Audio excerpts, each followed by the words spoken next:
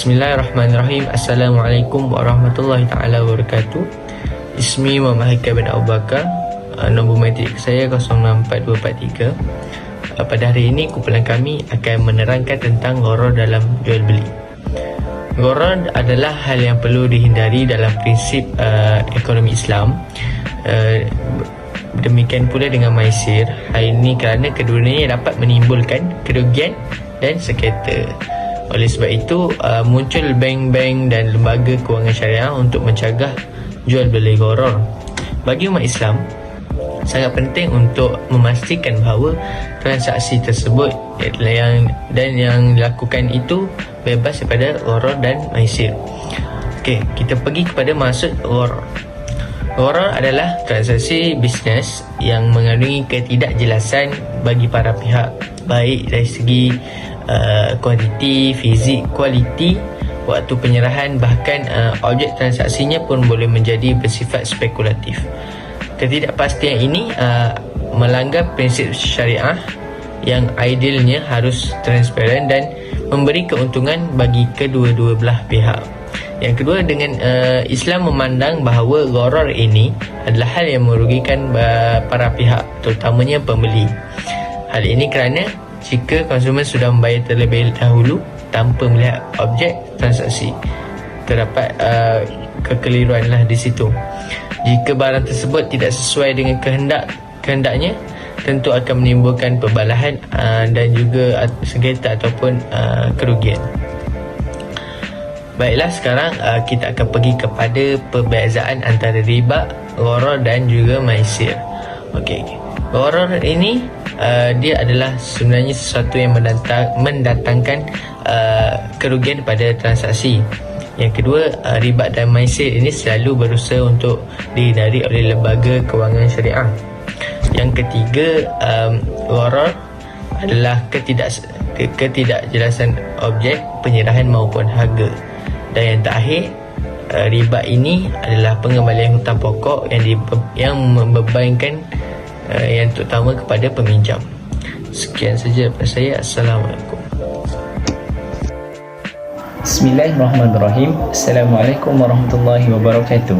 Nama saya Muhammad Bashir bin Muhammad Fuzi, nombor matrik 063541. Antara jenis-jenis gharar dalam Islam ialah yang pertama, jual beli barang yang belum ada, yakni makdum. Jual beli ini adalah seperti membeli seekor anak lembu yang masih dalam kandungan ibunya, tetapi tidak tahu sama ada anak lembu tersebut selamat dilahirkan ataupun dilahirkan dalam keadaan tidak sempurna. Jenis gharar yang kedua adalah jual beli barang yang tidak jelas, yakni mahjul. Jenis jual beli ini adalah transaksi yang tidak jelas, seperti ucapan seseorang, "Aku menjual tanahku kepadamu dengan harga RM500,000." Tetapi dalam keadaan penjual tanah itu tidak menyebut seberapa luas hektar tanah tersebut, dan pembeli juga tidak mengetahui seberapa luas tanah yang dia akan miliki. Jenis gharar yang ketiga ialah jual beli barang yang tidak sah terima. Jual beli bagi jenis gharar ini adalah jual beli yang tidak mampu diserahkan oleh penjual kepada pembeli.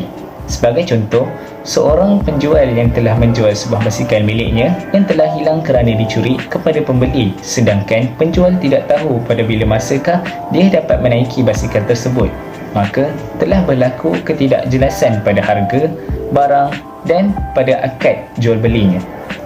Jenis gharar yang keempat ialah jual beli barang yang tidak jelas harga. Jual beli bagi jenis gharar ini ialah penyebutan harga sesuatu barang tidak jelas secara terperinci. Sebagai contoh, seorang pembeli ingin membeli sepasang kasut dan seorang penjual menawarkan sepasang kasut dengan harga RM65 jika pembeli tersebut membeli pada hari ini, dan jika pembeli membeli kasut pada hari keesokannya ataupun berikut, harga kasut akan menjadi RM80 sepasang. Baiklah, saya akan sambung isu semasa gharar dalam jual beli. Kaedah meletakkan tanda harga jualan pada harga lain tetapi yang memerlukan pelanggan membayar harga yang lebih tinggi adalah haram. Tindakan premis niaga yang meletakkan tanda harga menggunakan nilai 99 sen tetapi pengguna perlu membayar RM RM1 mengikut penggenapan adalah tidak cukup syarat akad jual dan beli dalam Islam. Gharar mengelirukan. Urus niaga seperti ini berunsur gharar, iaitu helah peniaga mengelirukan pelanggan kerana nilai terkecil di pasaran sekarang adalah 55 sen manakala 1 sen sudah tidak wujud. Isunya ialah nilai shilling terkecil di pasaran adalah 5 sen. Jadi ikut Islam mesti jual ikut gandaan 5 sen supaya tidak ada bayaran terlebih atau terkurang. Nampak sedikit atau kecil iaitu 1 sen, tetapi jika sejuta transaksi sudah mencecah RM10,000. Sistem harga 99 sen ini mesti dihapuskan atau dilarang kerana bertentangan konsep Islam. Kerana setiap jual beli mesti dipulangkan bakinya walau 1 sen. Kesimpulan, isu semasa gharar dalam jual beli. Kita hendaklah memastikan bahawa segala urusan yang dijalankan adalah jelas dan disepakati oleh pihak-pihak yang berkontrak. Syariah amat mengambil berat hal-hal sebegini untuk mengelakkan persengketaan antara pihak yang berkontrak. Dalam sebuah hadis, Rasulullah sallallahu alaihi wasallam dengan jelas melarang sebarang bentuk jual beli yang ada elemen gharar atau ketidakjelasan. Riwayat Muslim. Bismillahirrahmanirrahim. Nama saya Muhammad Aiman bin Muhammad Khairul Nizam, nombor matrik 064261. Seterusnya saya akan menyambung pembentangan pada hari ini dengan isi saya, iaitu hukum gharar. Penerangan hukum gharar. Dasar pengambilan hukum atas segala sesuatu dalam syariat Islam harus jelas bentuk dan kriterianya sehingga penetapannya akan mendapatkan sesuatu kepastian untuk menempatkan pada tingkatan boleh atau tidaknya untuk dilakukan dan dapat dijadikan sandaran hukum. Seterusnya, hukum terhadap sesuatu didasarkan atas hasil dari persepsi tentang sesuatu tersebut. Sedalam apa pengetahuan kita terhadap berbagai hal yang berkaitan dengan gharar akan menentukan ketelitian kita dalam menundukkan masalah berbagai transaksi yang dianggap sebagai bentuk transaksi gharar dan mampu untuk menjelaskan tentang hukum-hukumnya serta menetapkan berbagai alternatif pengganti dari transaksi yang disyariatkan. Samping itu, iaitu dalil hukum. Menurut Ibnu Taimiyah, di dalam gharar terdapat unsur memakan harta orang lain dengan cara batil.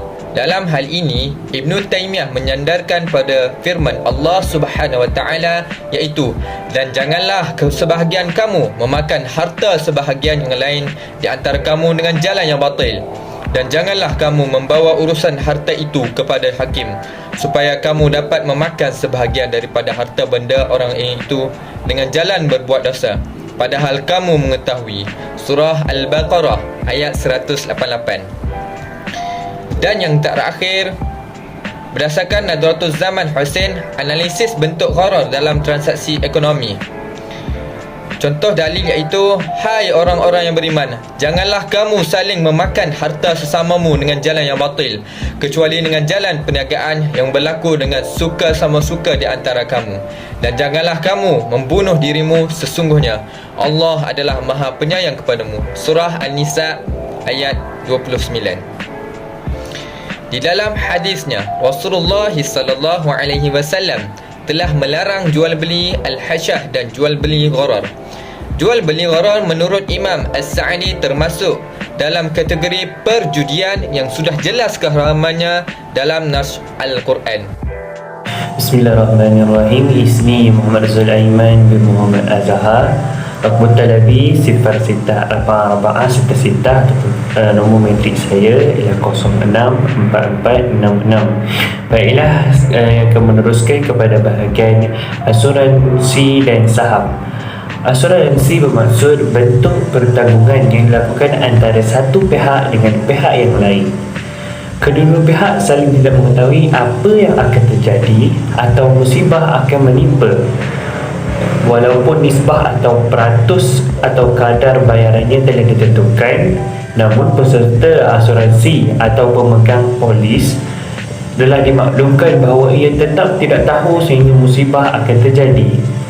Akad tadabuli atau akad tabaduli ataupun akad pertukaran, iaitu pertukaran pembayaran dengan pertanggungan. Dan maksud saham pula ialah bursa saham adalah pasar yang di dalamnya berjalan usaha jual beli saham, penawaran dan permintaan serta orang-orang yang hendak melakukan perjanjian jual beli dipertemukan. Saham terbagi kepada 5, iaitu transaksi berjangka dalam pasar saham. Sebahagian besar bukanlah jual beli sesungguhnya kerana tidak ada unsur serah terima dalam pasar saham ini antara kedua belah pihak. Kebanyakan penjual dalam pasar ini adalah penjualan sesuatu yang tidak dimiliki. Pembeli dalam pasar ini kebanyakan menjual kembali barang yang dibelinya sebelum ia terima. Pemodal besar dengan memonopoli saham sejenisnya serta barang-barang komoditi komersial lain di pasaran.